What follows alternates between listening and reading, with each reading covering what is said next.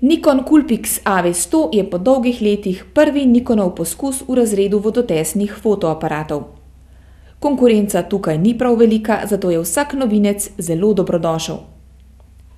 Pri Nikonu pravijo, da preživi potapljanje do globine 10 metrov, škropljenje z vodo, pesek, trsljaje in celo padce z višine poldrugega metra. Zato mu na testu nismo prizanašali in smo preverili, ali vse to res drži. Aparat je brez težav prestal tako kopel kot polete z višine dobrega metra.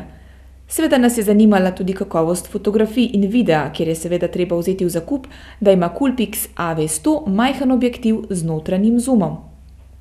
Upoštevaje to lahko kakovost slike označimo kot solidno oziroma primerljivo z ostalimi kompakti srednjega razreda.